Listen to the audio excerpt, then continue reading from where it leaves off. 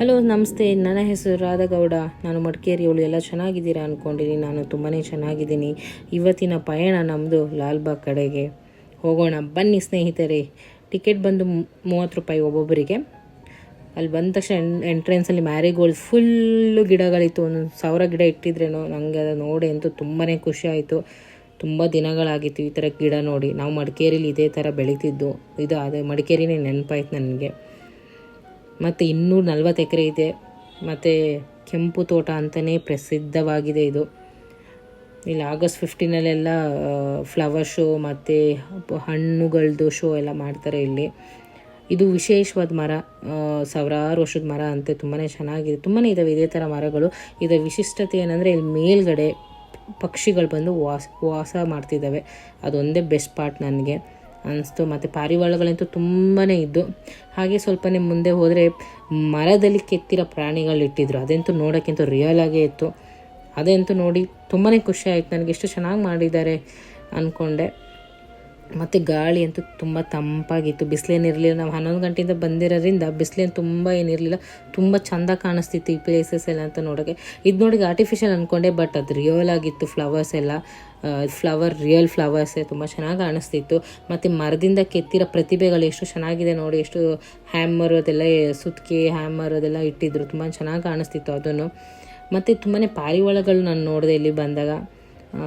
Family ಜೊತೆ ಮಕ್ಕಳ ಜೊತೆ ಕರ್ಕೊಂಡು ಬಂದರೆ ಮಕ್ಕಳಂತೂ ತುಂಬಾ ಖುಷಿ ಪಡ್ತೀವಿ.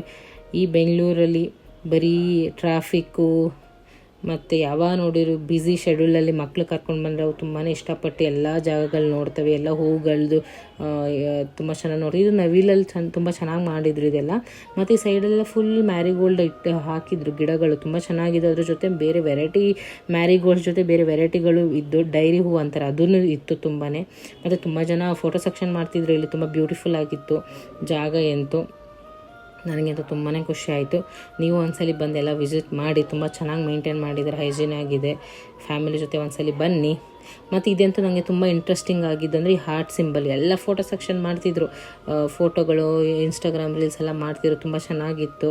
ಫೋಟೋ ತಗೊಳ್ಳೋರೆಲ್ಲ ತುಂಬಾ ತೊಗೊಂಡಿದ್ದು. ರೆಡ್ ಮತ್ತು ವೈಟ್ ಎಲ್ಲೋ ಕಾಂಬಿನೇಷನ್ ಅಂತೂ ತುಂಬಾ ಚೆನ್ನಾಗಿತ್ತು ನೋಡಿ. ಎಷ್ಟು ಚೆನ್ನಾಗಿದೆ ಇದೆಲ್ಲ. ಒಂದಿನೆಲ್ಲ ನೋಡಿದ್ರು ಈ ಪಾರ್ಕ್ ಅಂತೂ ಮುಗಿಯಲ್ಲ ಅನ್ಕೊತೀನಿ. ಬೆಳಗ್ಗಿಂದ ಸ್ಟಾರ್ಟ್ ಮಾಡಿ ಸಂಜೆ 6-7 ಗಂಟೆವರೆಗೆ ನೋಡ್ಬೋದು. ಅಷ್ಟು ದೊಡ್ಡ ಪಾರ್ಕ್ ಇದು. ಬೆಂಗಳೂರಲ್ಲಿ ಈ ಥರದ್ದು ಇರೋದು ನಮ್ಮ ಪುಣ್ಯ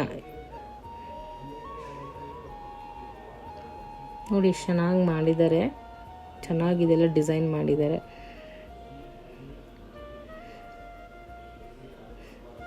ನಾನು ಬಂದಿದ್ದು ಫಸ್ಟ್ ಟೈಮ್. ತುಂಬಾ ಇಷ್ಟ ಆಯಿತು ನನಗೆ. ಈ ಗಿಡಗಳಂತೂ ತುಂಬ ಡಿಫ್ರೆಂಟಾಗಿದೆ. ನಾನು ನೋಡಿರಲಿಲ್ಲ, ಫಸ್ಟ್ ಟೈಮ್ ನೋಡ್ತಾ ಇರೋದು. ಡಿಫ್ರೆಂಟ್ ಫ್ಲವರ್ಸ್ ಎಲ್ಲ. ಮತ್ತು ವೈಟ್ ಹೌಸ್ ಮುಂದೆ ಈ ಥರ ಇತ್ತು. ಅದರಲ್ಲಿ ನೀರ್ದೇನು ಆನ್ ಮಾಡಿರಲಿಲ್ಲ. ಸಂಜೆ ಹಂಗೆ ಮಾಡ್ತಾರೇನೋ, ನೋಡಿರಲಿಲ್ಲ. ಅದು ಚೆನ್ನಾಗಿತ್ತು. ಮತ್ತು ವೈಟ್ ಹೌಸ್ ಹಿಂದೆ ಅಲ್ಲಿ ಫ್ಲವರ್ ಶೋ ಮಾಡೋ ಜಾಗದ್ದು ಕ್ಲೋಸ್ ಮಾಡಿದರು ನಾನು ಹೋದಾಗ. ಪ್ಲೀಸ್ ಎಲ್ಲರೂ ಸಬ್ಸ್ಕ್ರೈಬ್ ಮಾಡಿ, ಲೈಕ್ ಮಾಡಿ, ಶೇರ್ ಮಾಡಿ.